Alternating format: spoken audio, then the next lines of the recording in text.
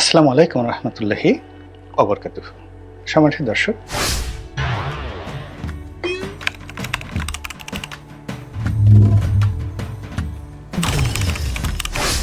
বাংলাদেশের রাজনীতিতে এখন অন্তহীন সমস্যা। অর্থনীতি একেবারে ভঙ্গুর এবং অরাজকতা সেই শ্রম সেক্টর মানে শিল্প কলকারখানা থেকে শুরু করে মাঠে ঘাটে পথে দোকানে কোর্টে কাছারিতে একেবারে রীতিমতো মহামারী আকার ধারণ করেছে। তো এই জিনিসগুলো আমরা যারা দেখছি এবং আমরা যারা আলোচনা করছি, এই আলোচনার মধ্যে রাজনীতির যে বড় কতগুলো গেম এগুলো যে খেলা হচ্ছে, এটা হয়তো আমরা অনেকেই লক্ষ্য করছি না। আমরা প্রথমে এই গত 100 দিনে সবাই এক বাক্যে বলার চেষ্টা করছি যে ডক্টর মোহাম্মদ ইউনূস সাহেব রাজনীতি বুঝেন না।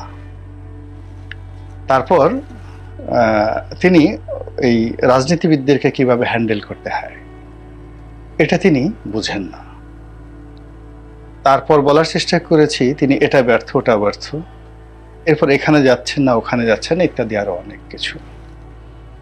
কিন্তু আপনি যদি সাম্প্রতিক সময় তার কতগুলো কর্মকাণ্ড দেখেন, বিশেষ করে আজারবাইজানের রাজধানী বাকুতে তিনি গেলেন এবং সেখানে গিয়ে তিনি যে কটি সাক্ষাৎকার দিলেন, যাদের সঙ্গে তিনি ছবি তুললেন, এই বক্তব্যগুলো যদি আপনি বিশ্লেষণ করেন, তারপর বাংলাদেশে এসে তিনি ভারতের একটি পত্রিকা সম্ভবত হিন্দু, সেই হিন্দুর সঙ্গে সাক্ষাৎকার দিতে গিয়ে ইলেকশন সম্পর্কে, শেখ হাসিনার সম্পর্কে, আওয়ামী লীগ সম্পর্কে যে বক্তব্য দিলেন,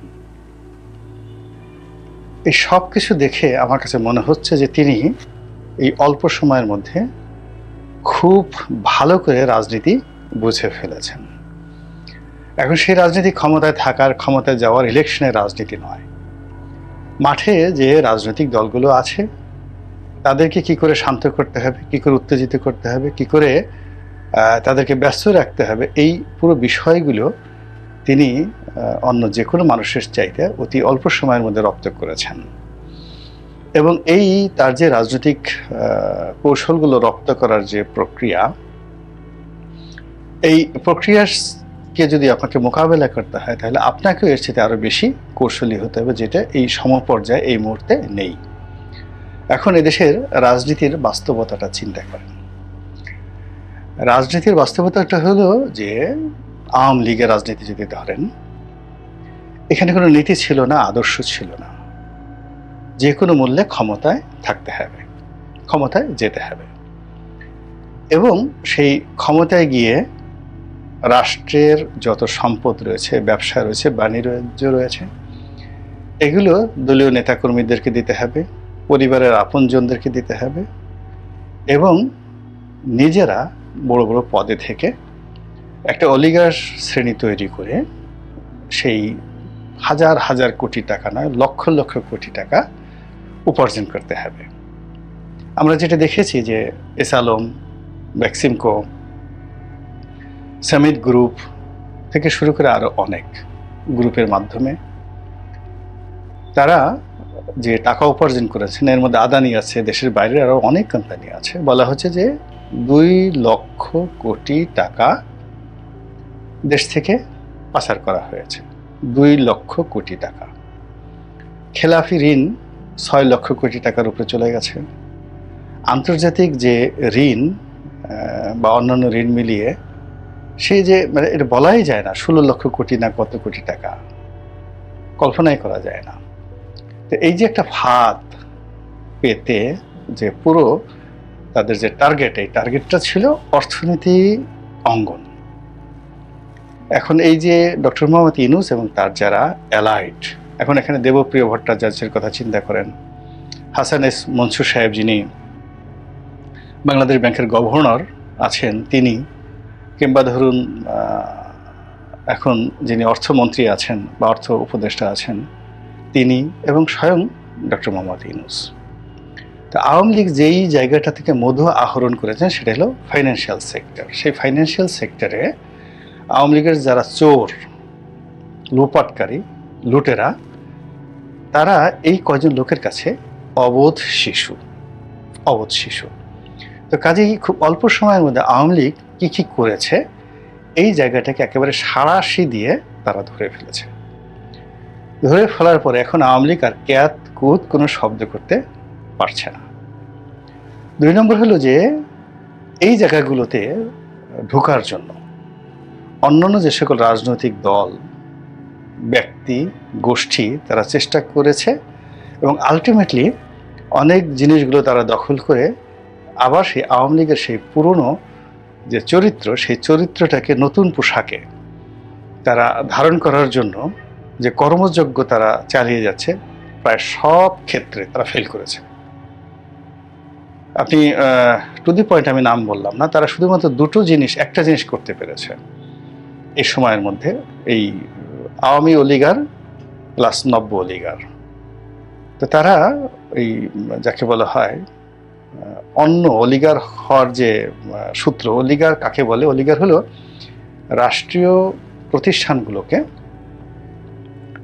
ব্যবহার করে এমন সিদ্ধান্ত নিতে বাধ্য করা, প্রভাবিত করা যে সিদ্ধান্তের ফলে তাদের উপকার হবে, এই অলিগার। তো এখন আওয়ামী লীগের অলিগার এবং তাদের খালাতো ভাই, তালাতো ভাই, মামতো ভাই যে সমস্ত নতুন অলিগার তৈরি হওয়ার চেষ্টা করেছে তার অন্য কোথাও পারেনি। তবে শেয়ার মার্কেটে দুটো দুর্ঘটনা ঘটে প্রায় 30,000 কোটি টাকা তারা কিন্তু লোপাট করে ফেলেছে এবং এটাও ডক্টর মোহাম্মদ ইউনূস কিন্তু ধরে ফেলেছেন, ভীষণ রকমভাবে ধরে ফেলেছেন। ফলে ওখানে আগামীতে আরও দুর্ঘটনা ঘটানো কঠিন বিষয় হয়ে যাবে। গেল অর্থনৈতিক সেক্টর। রাজনীতিতে এখন ক্ষমতা পরিবর্তনের যে ধারা, সেই ধারাতে তিনি 3টে ফাঁদ পেতে ফেলেছেন। প্রথম ফাঁদ হলো যে সংস্কার।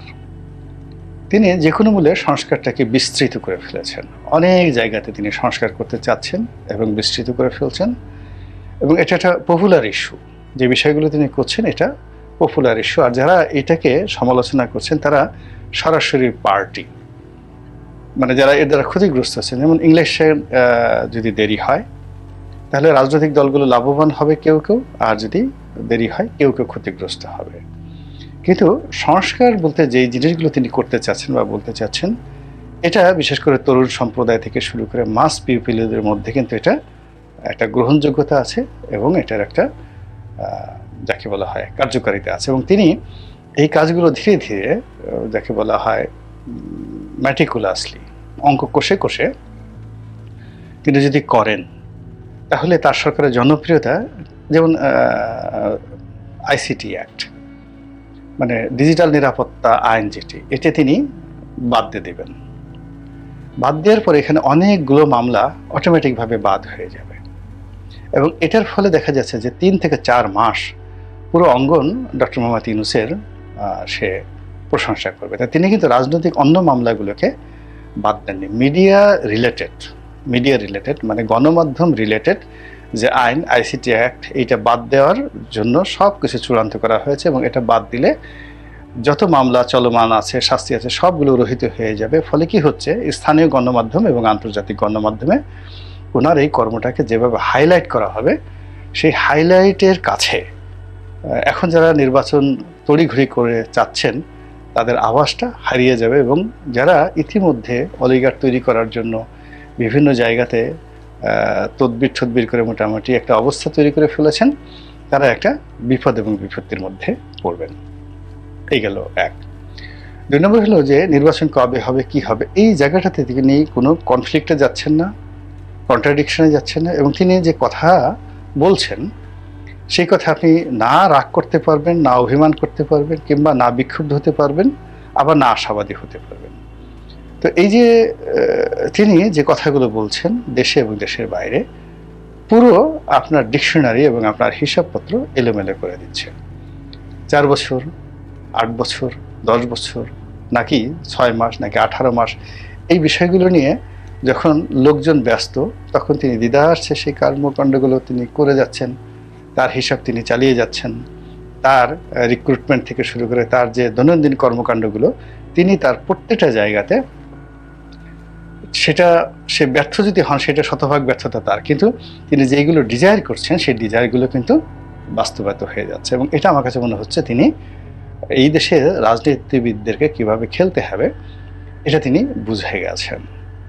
এরপর যেটি আগামীতে বিএনপির জন্য সবচেয়ে বিপজ্জনক হবে, তার ঘাড়ে তিনটি যাকে বলা হয় সমস্যা মারাত্মক। যেমন বিএনপি সবচেয়ে বেশি ভয় পাবে সামরিক শাসনকে, মিলিটারি রুলকে।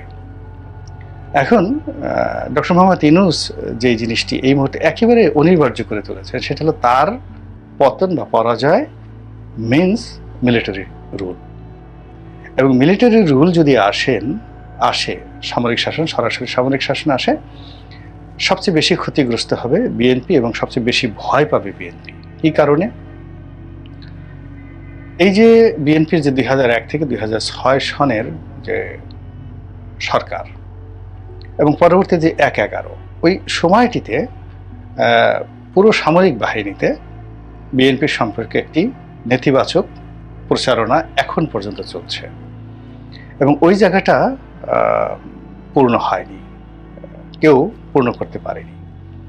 দ্বিতীয়ত হলো, এখন এই মুহূর্তে সামরিক বাহিনীর মধ্যে খুবই একটা নেতিবাচক যাকে বলে ধারণা তৈরি হয়েছে যে বিএনপি যদি ক্ষমতায় আসে তাহলে কিছু কিছু সাবেক সামরিক কর্মকর্তা যাদের বিরুদ্ধে সুস্পষ্ট কতগুলো অভিযোগ আছে, জঙ্গিবাদ সম্পর্কে, টেরোরিজম, জঙ্গিবাদ, তারপরে ফান্ডামেন্টালিজম থেকে শুরু করে আরও অনেক অনিয়ম, তো এরকম কিছু সাবেক সামরিক কর্মকর্তা যারা চাকরিচ্যুত হয়েছেন, অনেক আয়নাঘরে গিয়েছেন, তারা এবং তাদের সঙ্গে পুলিশের কিছু সাবেক কর্মকর্তা যারা আওয়ামী লীগের আমলে চাকরিচ্যুত হয়েছেন, তো এদের একটা প্যাক্ট তৈরি হয়ে গেছে এবং এই প্যাক্টের সাথে আবার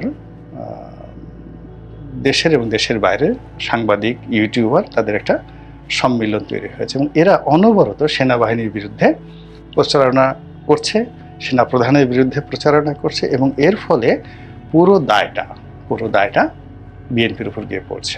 পুরো বিক্ষোভটা সেনাবাহিনী যদি যাকে বলা হয় এখানে ভবিষ্যতে ক্ষমতা আসে, তাহলে জেনারেল আসলাম বেগের সঙ্গে বা জেনারেল বাজওয়ার সঙ্গে ইমরান খানের যে রসায়ন হয়েছিল, ঠিক একই অবস্থা বিএনপির সঙ্গে এবং জনাব তারেক রহমানের সঙ্গে সেনাবাহিনীর হবে, যেটা মোকাবেলা করা বিএনপির পক্ষে একেবারেই অসম্ভব একটা বিষয়। এবং সেটি পাকিস্তান ইমরান খান যেভাবে পারছেন, বিকজ ওখানে এখনও জুডিশিয়ারিটা আছে এবং বাংলাদেশে যদি এরকম একটা ট্র্যাপের মধ্যে এসে বিএনপি পড়ে যায়, মানে আওয়ামী লীগের সাথে বিএনপির বিপর্যয় আরও বহুগুণ বেড়ে যাবে। তো এই যে ভয়ঙ্কর একটা অবস্থা, এই অবস্থাটা ডক্টর মোহাম্মদ ইউনূস এবং তার যারা সহযোগীকারী তারা কিন্তু আলটিমেটলি তৈরি করে ফেলেছেন, আতঙ্ক তৈরি করে ফেলেছেন বিএনপির মধ্যে যে ইফ উই ফেল দেন তোমাদের জন্য সামরিক শাসন অনিবার্য। এবং যদি সামরিক শাসন আসে একদম 100% সেটা নির্বাচন হোক, যা হোক, এই নির্বাচনটা হবে 1991-এর মতো এবং 2008 সনের মতো, মানে যেখানে সামরিক বাহিনী পিছন থেকে নিয়ন্ত্রণ করে তারা সিদ্ধান্ত নিয়েছিল। 91 সনে তারা সিদ্ধান্ত নিয়েছিল যে তারা বিএনপিকে আনবে এবং সেই অনুযায়ী কিন্তু 91 সালে নির্বাচন হয়েছে। আবার 11 পরে তারা সিদ্ধান্ত নিয়েছিল আওয়ামী লীগকে ক্ষমতায় আনবে এবং ঠিক সেইভাবে কিন্তু হয়েছিল। তো বাংলাদেশে এই যে যাবৎকালে যে কটা নির্বাচন হয়েছে সেই নির্বাচনের মধ্যে মূলত 1996 সনের যে নির্বাচনটা, সার্বিক অর্থে আপনি বলতে পারেন যে এটা একটা সত্যিকার অর্থে ইনক্লুসিভ নির্বাচন হয়েছিল। কিন্তু বাকি নির্বাচনে, সেটা সূক্ষ্ম কারচুপি বলেন কিংবা সাজানো নির্বাচন বলেন, আলটিমেটলি তত্ত্বাবধায়কের অধীনে ওইভাবেই প্ল্যান করে সেই নির্বাচনগুলো হয়েছে, এটাই বাস্তবতা। যেমন আমি 2008 নির্বাচনের সংসদ সদস্য হয়েছি, আমি দৃশ্যত দেখেছি যে প্রতিযোগিতা হয়েছে, তুমুল প্রতিযোগিতা হয়েছে, কিন্তু পেছনে যেটা খেলাধুলা ছিল এটা আমি পরে বুঝতে পেরেছি এবং এখন একেবারে এটা প্রমাণিত। এইরকম যদি একটা সামরিক শাসনের পরে একটা সিদ্ধান্ত আসে এবং সেই ক্ষেত্রে নতুন কোনো রাজনৈতিক দল, জামাত অথবা আওয়ামী লীগ, যে কোনো ফর্মে আসবে, বিএনপির ভাগ্যে শিকেটাও জুটবে না।